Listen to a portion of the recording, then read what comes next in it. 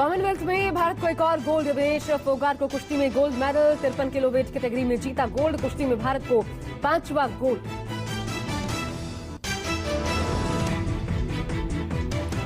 Birmingham Commonwealth games में पहलवान रवि तविया ने भारत के लिए 10वां गोल्ड मेडल जीता। उन्होंने 57 किलो वेट कैटेगरी में नाइजीरिया के पहलवान को वेल्सन को फाइनल मुकाबले में 10-0 से शिकस्त दी। भारतीय विमेंस क्रिकेट टीम ने कॉमनवेल्थ गेम्स में इतिहास रच दिया है। भारत ने सेमीफाइनल मुकाबले में इंग्लैंड को 4 रन से हराकर फाइनल में प्रवेश कर लिया। कॉमनवेल्थ गेम्स में पहली बार विमेंस क्रिकेट को शामिल किया गया और भारतीय टीम ने पहले ही अटेम्प्ट में फाइनल में जगह बना ली है। दूसरी ओर जैस्मिन ने बॉक्सिंग में भारत को पहला मेडल दिलाया। विमेंस बॉक्सिंग की 60 किलोग्राम वेट कैटेगरी में जैस्मिन को इंग्लैंड की गेमा पेज रिचर्डसन के खिलाफ हार का सामना करना पड़ा।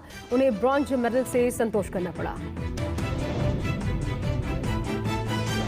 भारत की स्टार मुक्केबाज और मौजूदा world champion Nikhat Zareen 50 kilogram weight category के फाइनल में पहुंच गई हैं। उन्होंने इंग्लैंड की सवन्ना अल्फिया को 5-0 से हराकर गोल्ड मेडल में जगह बना ली।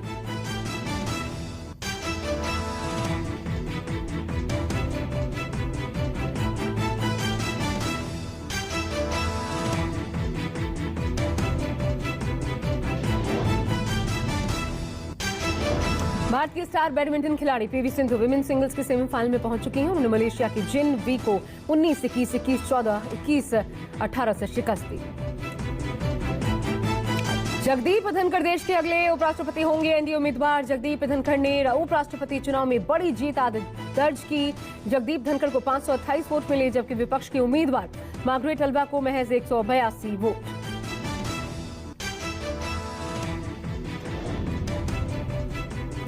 जगदीप धनखड़ की जीत के बाद पीएम मोदी उन्हें बधाई देने के लिए पहुंचे। प्रधानमंत्री मोदी ने बुके भेंट कर धनखड़ को जीत की बधाई दी। बीजेपी के राष्ट्रीय अध्यक्ष जेपी नड्डा ने भी जगदीप धनखड़ को बधाई दी।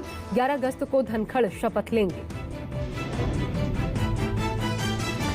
जगदीप धनखड़ की जीत के बाद बीजेपी के शीर्ष नेता उन्हें बधाई दे रहे हैं। जेपी नड्डा के साथ साथ अमित शाह, राजनाथ सिंह, पीयूष गोयल समेत तमाम नेताओं ने धनखड़ को बधाई दी। सोनिया गांधी, राहुल गांधी ने भी धनखड़ को बधाई दी।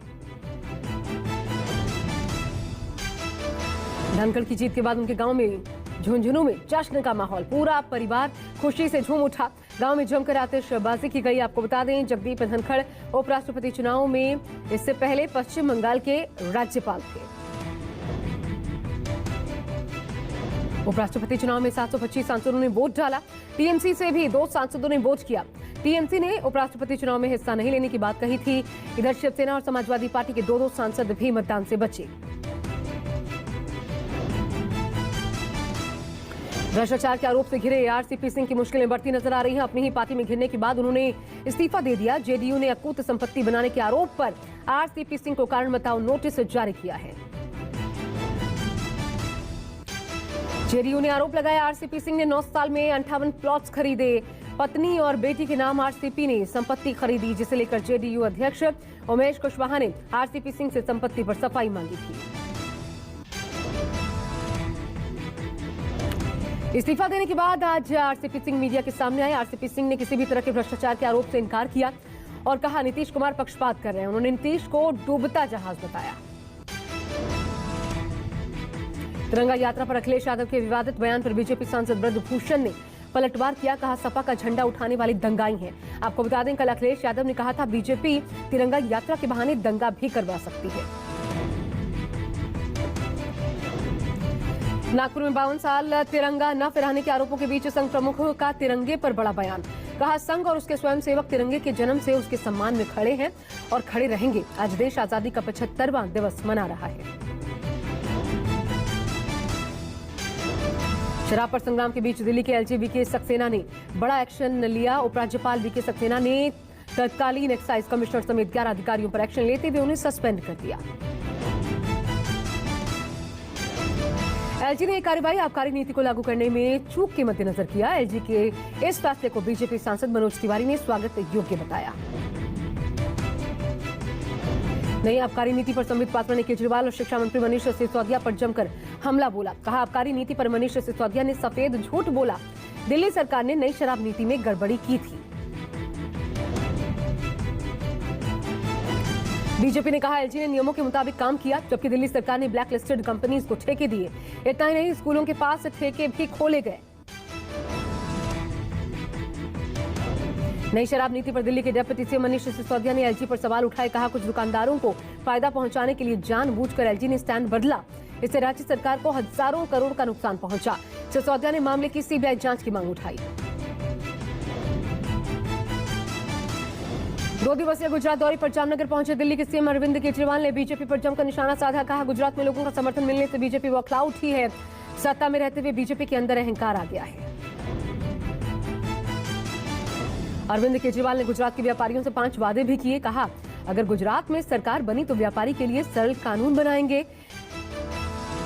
रोड रेज को खत्म करेंगे, वैट एमनेस्टी स्कीम लाई जाएगी, सारे मुकदमे खत्म होंगे।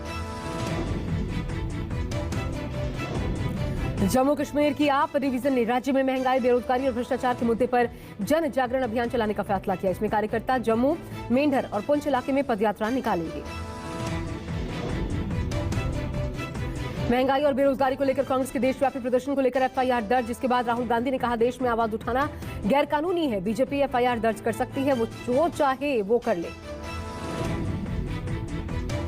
राहुल गांधी ने कहा देश में आज के समय में प्रदर्शन करना और अपनी राय व्यक्त करना गैरकानूनी है। कल दिल्ली में कांग्रेस का भारी प्रोटेस्ट देखने को मिला था। धारा 144 लागू होने की वजह से कांग्रेस को मार्च निकालने की अनुमति नहीं दी गई थी। महंगाई पर कांग्रेस के प्रदर्शन पर शाह के बयान पर भड़क उठी कांग्रेस नेता अधीर रंजन चौधरी ने शाह पर हमला बोलते हुए कहा शाह के बयान को फिजूल मानना चाहिए। अधीर रंजन चौधरी ने कहा बीजेपी राम के नाम पर रावण की पूजा करती है, अब महंगाई के खिलाफ प्रदर्शन बर्दाश्त नहीं कर पा रही, बीजेपी राम के नाम का सहारा ले रही है। महंगाई के खिलाफ प्रदर्शन पर अमित शाह के बयान पर दिग्विजय सिंह ने पलटवार किया। ट्वीट कर कहा जनता के हक में भगवान राम भी कांग्रेस के साथ हैं, बीजेपी नेता काले रंग को कोस रहे हैं, जबकि काला रंग न्याय के देवता यानी न्यायाधीश शनि देव का रंग है। प्रियंका गांधी ने रामायण की चौपाई लिखते हुए ट्वीट किया। उन्होंने लिखा देश भर के गरीबों और मध्य वर्ग के ऊपर पड़ रही महंगाई की मार के खिलाफ लड़ना जन अनुरागी भगवान राम का दिखाया रास्ता है। अमित शाह ने कांग्रेस पर हमला बोलते हुए कहा 5 अगस्त के दिन कांग्रेस ने काले कपड़ों में विरोध के लिए इस दिन को चुना क्योंकि वो संदेश देना चाहते थे राम जन्मभूमि के शिलान्यास का वो विरोध करते हैं और अपनी तुष्टीकरण की नीति को आगे बढ़ाना चाहते हैं। इधर कांग्रेस के प्रदर्शन को लेकर उत्तर प्रदेश के सीएम योगी आदित्यनाथ ने कहा अयोध्या दिवस के दिन प्रदर्शन निंदनीय है, कांग्रेस ने राम भक्तों का अपमान किया, हर भारतीयों को 5 अगस्त याद रहेगा, कांग्रेस देश की जनता से माफी मांगे। हरियाणा के सीएम मनोहर लाल खट्टर ने सूबे को करोड़ों की सौगात दी। करनाल में 134 करोड़ रुपए की 12 परियोजनाओं का उद्घाटन किया, 8 परियोजनाओं की आधारशिला भी रखी। दिल्ली में राष्ट्रपति द्रौपदी मुर्मू से मुलाकात का सिलसिला जारी। एमपी के राज्यपाल मंगू भाई पटेल, हिमाचल के राज्यपाल राजेंद्र विश्वनाथ, कर्नाटक के राज्यपाल थावर चंद गहलोत और तमिलनाडु के राज्यपाल आर.एन. रवि ने भी राष्ट्रपति मुर्मू से मुलाकात की। यूपी से बीएसपी के सांसद अतुल राय रेप केस में बरी हुई। वाराणसी की एक कोर्ट ने आज अतुल राय को बलात्कार के आरोप से बरी कर दिया। हालांकि उनके खिलाफ अन्य लंबित मामलों के कारण उन्हें जेल से रिहा नहीं किया जाएगा। दरअसल 2019 में एक युवती ने अतुल राय पर बलात्कार का आरोप लगाया था। उसके बाद पीड़िता ने सुप्रीम कोर्ट के बाहर खुद को आग लगाकर जान दे दी थी। नोएडा में महिला से बीजेपी नेता श्रीकांत त्यागी के बदसलूकी मामले में बड़ा एक्शन। इस मामले में पुलिस ने पत्नी समेत 4 लोगों को हिरासत में लिया। पुलिस ने आरोपी की 3 गाड़ियों को भी जब्त किया। नोएडा के सगालीबाज नेता पर महिला आयोग भी सख्त है। यूपी के डीजीपी से जवाब मांगा। विवाद के बाद से श्रीकांत फरार। वायरल वीडियो में बीजेपी नेता श्रीकांत त्यागी एक महिला के साथ धक्का मुक्की और गाली गलौज करता नजर आया था। राजस्थान के जालौर में एक साधु ने फांसी का फंदा लगाकर सुसाइड किया।